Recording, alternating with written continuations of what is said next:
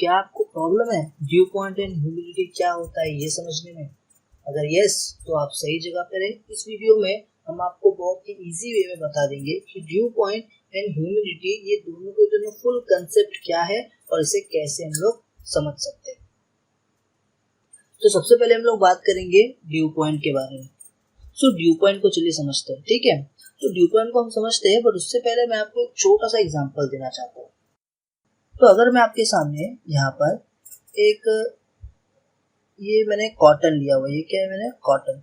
अब कॉटन तो आपको मालूम है। अब मैं क्या करता हूँ, इस कॉटन को ना पानी में भिगा देता हूँ।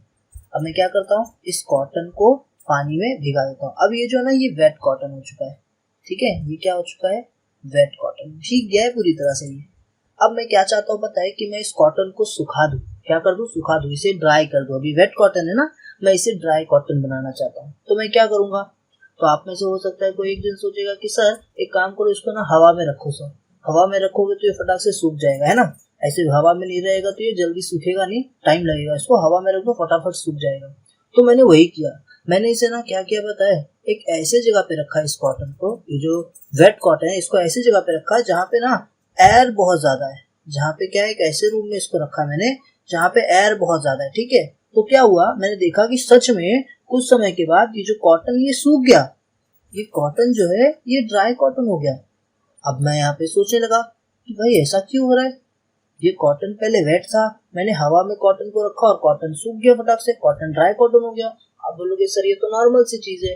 मैं बोलता हूँ नहीं, ये नॉर्मल नहीं है, इसके अंदर कुछ साइंस है, आपको वो समझना पड़ेगा।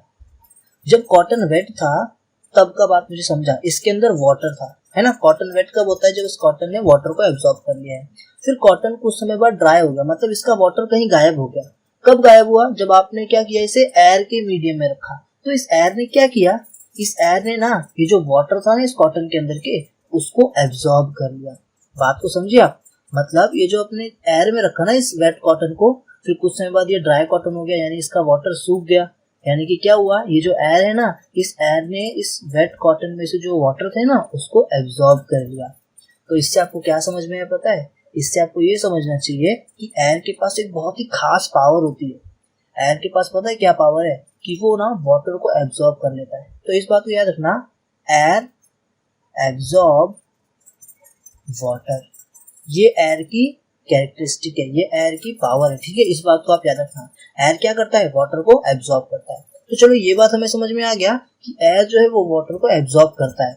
बट इसका इस पॉइंट से, इस ड्यू पॉइंट से क्या लेना देना है, चलो मैं आपको वो समझाता हूँ। तो मैं ना अगर इस एयर को क्लासीफाई करने जाऊँ, इस एयर को क्या करने जाऊँ, क्लासीफाई करने जाऊँ, किस बेसिस पे, इस बेसिस पे कि उसने कितना वाटर एब्जॉर्ब किया है। अगर मैं इस बेसिस पे एयर को क्लासीफाई करने जाऊँ ना, तो एयर दो टाइप के होते हैं पता है। सबसे पहला वाला जो होता है ना उसे हम कहते हैं अनसैचुरेटेड एयर। क्या कहते हैं, अनसैचुरेटेड एयर। और जो दूसरा टाइप होता है उसे हम कहते हैं सैचुरेटेड एयर। तो आपको मालूम पड़ गया, दो टाइप के एयर होते हैं, एक होता है अनसैचुरेटेड एयर और एक होता है सैचुरेटेड एयर। तो आइए समझते हैं अनसैचुरेटेड और सैचुरेटेड एयर क्या होता है। तो इसके लिए मैं आपको एक एग्जांपल देता हूँ। अभी हमने सीखा ना कि एयर क्या होता है, वाटर को एब्जॉर्ब करता है। तो उसी एग्जांपल को समझते हुए मैं ना आपके सामने ये एक मीडियम रखा, ठीक है। अब ये मीडियम के अंदर ना एयर है, क्या है, एयर है। इसके अंदर एयर मॉलिक्यूल से बहुत सारे, ठीक है। अब ये एयर मॉलिक्यूल है तो पता है आपको, ये जो एयर मॉलिक्यूल क्या करेंगे, वाटर को एब्जॉर्ब करेंगे।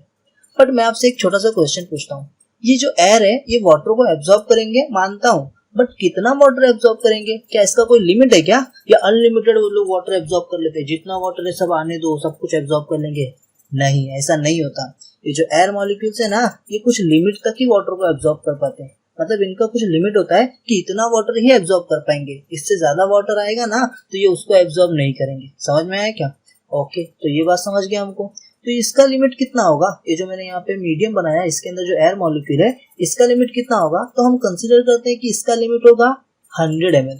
कितना, 100 ml, मतलब 100 ml तक वाटर ये क्या करेगा, एयर एब्जॉर्ब कर लेगा। अगर 100 ml से ज्यादा वाटर इसको दिया आपने तो फिर ये एब्जॉर्ब नहीं कर पाएगा।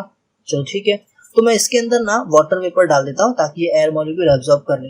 अब मैं बोलता हूँ इस वाटर में ना, इस मीडियम के अंदर ना मैंने 50 ml वाटर डाल दिया। ये एब्जॉर्ब कितना कर सकता है यार, 100 ml वाटर एब्जॉर्ब कर सकता है, बट मैंने इसमें डाला कितना है, सिर्फ 50 ml। मतलब इसके पास और भी जगह है, और भी वाटर को एब्जॉर्ब कर सकता है ये, करेक्ट। मतलब ये और भी वाटर को एब्जॉर्ब कर सकता है। तो मतलब ये क्या है, पूरी तरह से ना एकदम फुलफिल नहीं हुआ है, ठीक है। इसकी जितनी भूख थी ना, इसकी जितनी एब्जॉर्ब करने की कैपेसिटी थी ना, वो कैपेसिटी फुलफिल नहीं हुई है।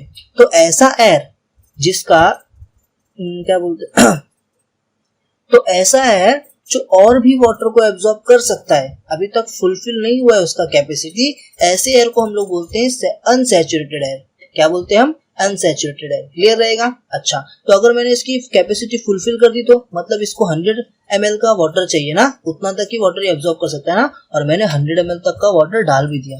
तो मैंने इसमें 100 ml तक वाटर वेपर डाल दिया, मतलब इसकी कैपेसिटी भी 100 ml की थी, मैंने इसमें वाटर भी 100 ml डाल दिया। तो ऐसे टाइम पे इसकी कैपेसिटी फुल हो जाएगी। अब इसके बाद में कुछ भी वाटर डालूंगा ना इसमें, तो वो एब्जॉर्ब नहीं होने वाला। तो ऐसे टाइम पे जो एयर होते हैं ना, तो ये जो अंदर के एयर होंगे ना, फुलफिल होने के बाद अपनी कैपेसिटी, ऐसे एयर को हम लोग बोलेंगे सैचुरेटेड एयर। तो चलो 100 बात की एक बात करते हैं शॉर्ट में एकदम। अनसैचुरेटेड एयर वो एयर होते हैं जो और भी वाटर को एब्जॉर्ब कर सकते हैं।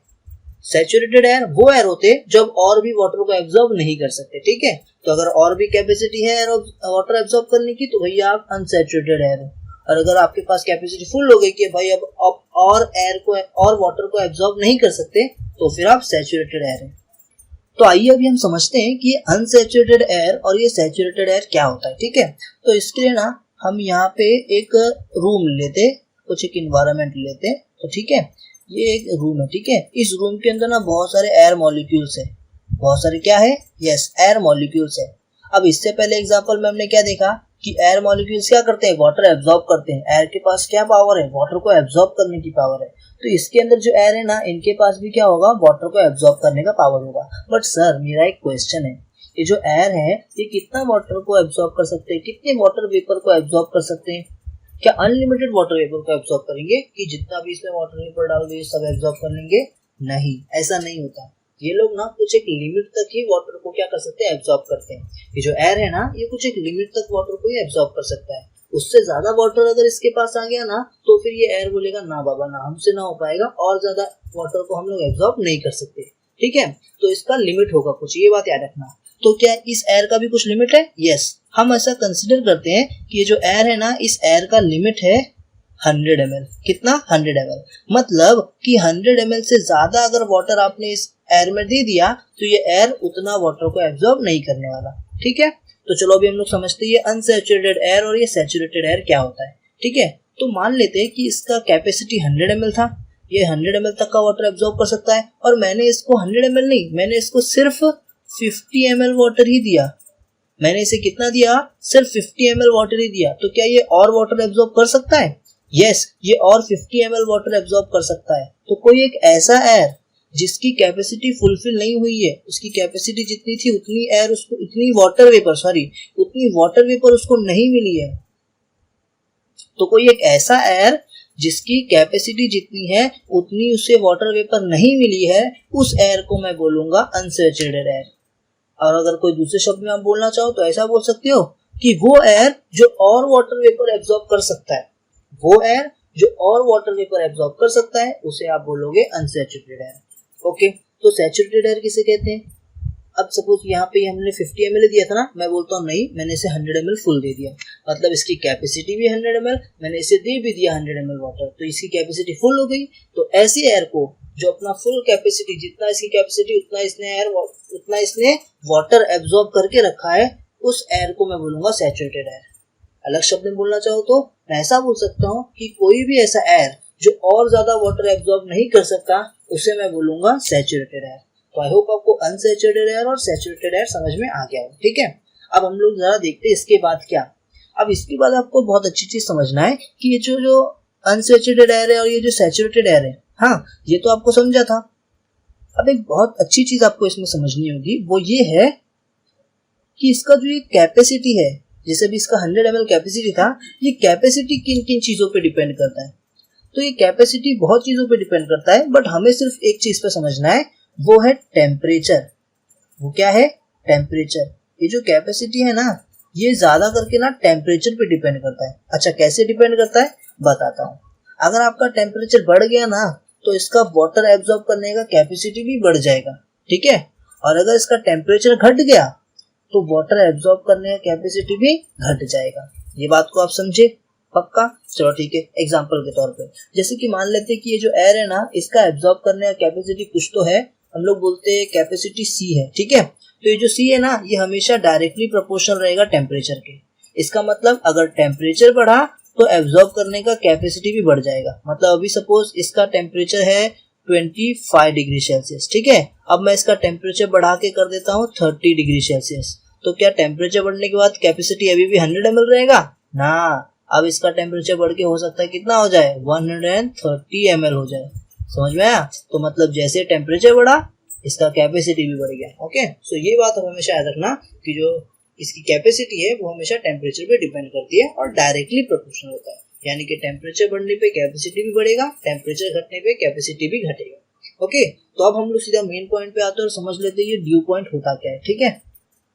तो अभी ये आपके सामने वापस से मैंने एक रूम बना दिया है और इस रूम के अंदर एयर है, ठीक है।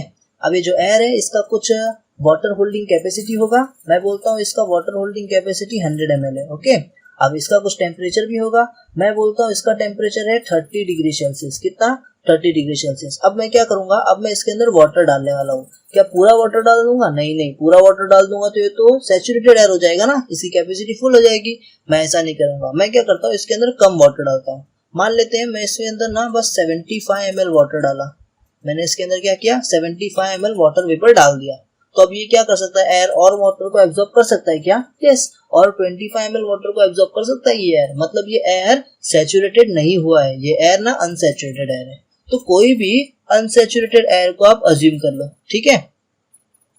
तो यहाँ पे मैंने अनसैचुरेटेड एयर को अज्यूम कर लिया है। अब ये अनसैचुरेटेड एयर को ना कोई भी एक सर्टेन टेम्परेचर पे, यहाँ पे देखो सर्टेन टेम्परेचर मान लो 30 डिग्री सेल्सियस, ठीक है।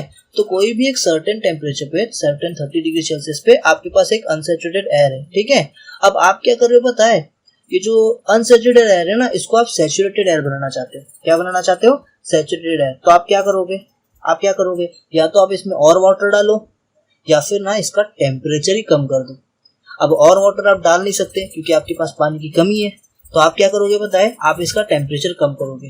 तो मैं क्या कर रहा हूँ पता है, इस एयर को सैचुरेटेड बनाने के लिए मैं इसका टेम्परेचर कम कर दूंगा। अब मैं इसका टेम्परेचर 30 डिग्री से कम करके 25 डिग्री सेल्सियस कम किया। अब आप बताओ, आपने पढ़ा है C is directly proportional to T। अगर टेम्परेचर कम हुआ तो कैपेसिटी भी यस कम होगा। तो मतलब ये 100 ml की कैपेसिटी है ना, अब इसकी कैपेसिटी कम होकर कितनी हो गई, मान लो 75 ml हो गई। इसमें वाटर भी कितना है, 75 ml, कैपेसिटी भी कितना, 75 ml। कैसे हुआ 75 ml? टेम्परेचर कम किया। तो उस टाइम पे आपने जितना टेम्परेचर कम किया है ना, इसी को बोलते हैं ड्यू पॉइंट। बोलो बात समझ गया? नहीं, वापस एक्सप्लेन करता हूँ, सुनो। तो आपने क्या किया, इसका टेम्परेचर कम किया। टेम्परेचर कम करने से इसका कैपेसिटी भी कम हुआ। कैपेसिटी कम हो गया, कितना हो गया, जितना आपने इसके अंदर वाटर डाला था। तो मतलब इनडायरेक्टली आपने क्या किया, इस अनसैचुरेटेड एयर को आपने सैचुरेटेड एयर बना दिया बाय डिक्रीजिंग टेम्परेचर। तो उस टाइम आपने जितना टेम्परेचर डिक्रीज किया ना, उस टेम्परेचर को आप बोलोगे ड्यू पॉइंट टेम्परेचर। क्या बोलोगे आप? Dew point temperature. समझे? ड्यू पॉइंट टेम्परेचर, ठीक है। और जहां तक आपने टेम्परेचर कम किया उसको आप बोलोगे ड्यू पॉइंट। उसको आप क्या बोलोगे? Due point. तो जितना टेम्परेचर कम किया ड्यू पे, जैसे यहाँ पे देखो 5 डिग्री सेल्सियस आपने कम किया, तो ड्यू पॉइंट टेम्परेचर कितना है, 5 डिग्री सेल्सियस। कहाँ तक आपने कम किया? 25 डिग्री सेल्सियस तक कम किया। तो ड्यू पॉइंट क्या है? 25 डिग्री सेल्सियस। तो आई होप आपको ये कंसेप्ट एकदम बेस्ट वे में समझ में आ गया होगा कि ये ड्यू पॉइंट होता क्या है। एक बार जरा डेफिनेशन भी पढ़ लेते हैं।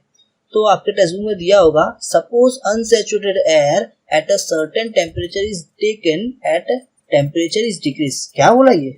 मतलब एक अनसैचुरेटेड एयर है तो सर्टेन टेम्परेचर पे, ठीक है। अब आप क्या करो, उसके टेम्परेचर को डिक्रीज करो। टेम्परेचर इज डिक्रीज और temperature is reached eight which air become saturated. अब आपने टेम्परेचर को कम करके क्या कर दिया, एक ऐसे टेम्परेचर तक ला दिया जहाँ पे वो एयर क्या हो गया, सैचुरेटेड हो गया विथ वेपर, ठीक है।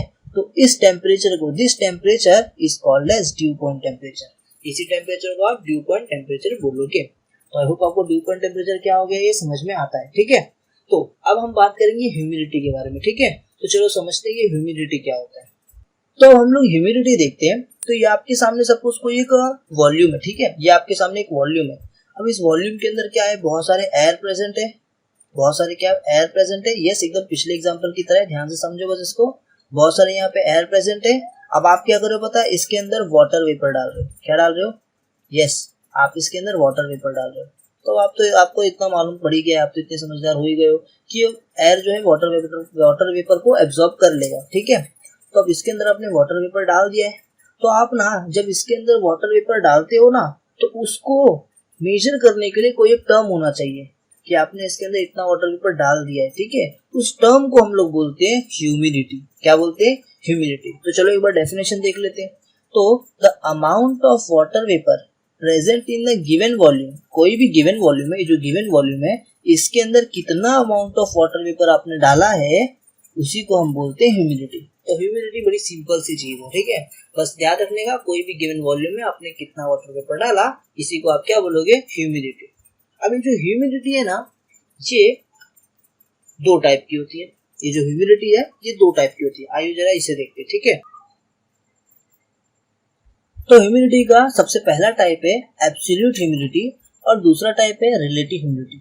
आइए दोनों को लाइन से समझते हैं। सबसे पहले हम समझेंगे एब्सोल्यूट ह्यूमिडिटी क्या होता है। तो इसके लिए यहाँ पर हम लोग अज्यूम करते हैं कि एक कुछ तो रूम है, जिस रूम के अंदर कुछ एयर मॉलिक्यूल्स है, ठीक है। अगर मैं बात करूँ इसके अंदर वॉल्यूम कितना है, तो मैं बोलूंगा ये यूनिट वॉल्यूम है, ठीक है।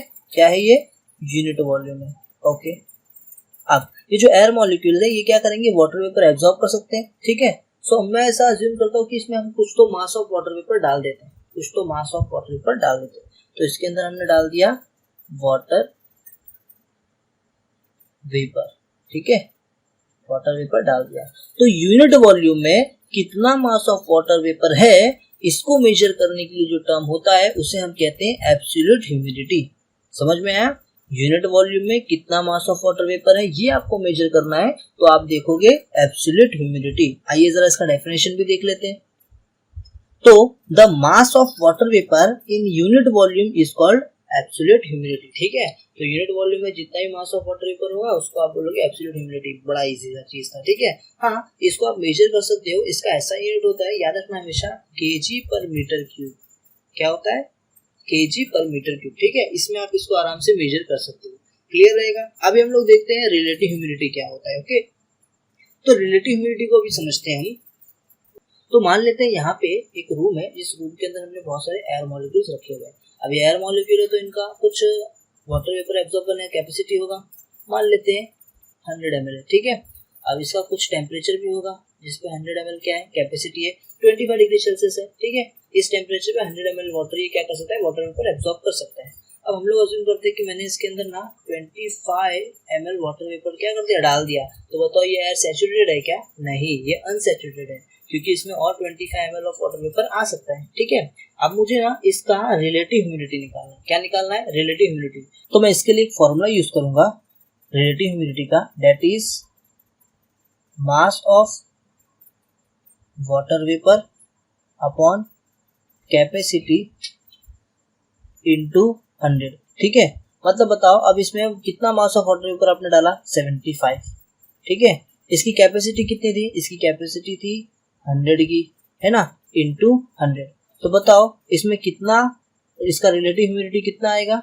यस, इसका रिलेटिव ह्यूमिडिटी आएगा 75। कितना आएगा? 75। तो इसका रिलेटिव ह्यूमिडिटी आपके लिए कितना निकल गया? 75 निकल गया। अब क्वेश्चन ये कि रिलेटिव ह्यूमिडिटी को आप किसमें कैलकुलेट करते हो? तो याद रखना रिलेटिव ह्यूमिडिटी का कोई ऐसा यूनिट नहीं है, इसको आप परसेंटेज में कैलकुलेट कर सकते हो, ठीक है। रिलेटिव ह्यूमिडिटी को आप परसेंटेज में कैलकुलेट करते हो, जहां एब्सोल्यूट ह्यूमिडिटी को आप केजी पर मीटर क्यूब में कैलकुलेट करने वाले हो, ठीक है। तो याद रखना रिलेटिव ह्यूमिडिटी परसेंटेज में कैलकुलेट किया जाता है। फॉर्मूला क्या है इसका? फॉर्मूला है relative humidity is equals to mass of water vapour upon capacity into 100। Mass of water vapour यानी जितना इसने वाटर वेपर इसके अंदर डाला हुआ है, और कैपेसिटी यानी कि इसका कितना कैपेसिटी है। जैसे यहाँ पे 100 ml कैपेसिटी था और 75 ml वाटर वेपर डाला था इसके अंदर, इनटू 100 सॉल्व किया, आ गया 75, ठीक है। तो मतलब यहाँ की रिलेटिव ह्यूमिडिटी कितनी है? 75% है, ठीक है। अच्छा, चलो ये बात भी समझ में आ गया। सो आपको ये समझा होगा रिलेटिव ह्यूमिडिटी क्या है। चलो इसका डेफिनेशन देख लेते हैं, ओके। तो द डेफिनेशन है the ratio of actual mass of water vapour and mass of water vapor needed to saturated in vapor is called relative humidity। क्या हो गया? सुनो ध्यान से, जो रेशियो होगा ना, इसमें आप रेशियो लोगे, जैसा कि हमने यहाँ पे डिवाइड किया था, किसका ratio? Actual mass of water vapour, यानी कि गिवन वॉल्यूम में आपने कितना मास ऑफ वाटर वेपर डाला है, ठीक है। And mass of vapour needed to saturated, अब सैचुरेटेड होने के लिए कितना उसको mass of water vapour needed था, तो यहाँ पे सैचुरेटेड होने के लिए उसको 100 ml चाहिए था, ठीक है, यानी कि कैपेसिटी की बात करिए तो कैपेसिटी इंटू 100 कर दोगे तो आपका क्या निकल जाएगा, रिलेटिव ह्यूमिडिटी निकल जाएगा। इसको आप हमेशा किस में मेजर करोगे, परसेंटेज में मेजर करोगे, ठीक है। तो आई होप आपको समझा होगा ये ह्यूमिडिटी क्या होता है, यही था ह्यूमिडिटी का कंसेप्ट और ड्यू पॉइंट का कंसेप्ट, ठीक है। तो अगर ये वीडियो आपको अच्छा लगा तो अपने दोस्तों के साथ शेयर करो, उन्हें भी नॉलेज बताओ कि क्या होता है ड्यू पॉइंट एंड ह्यूमिडिटी, ठीक है। मैं मिलता हूँ आपसे नेक्स्ट वीडियो में, तब तक के लिए बाय।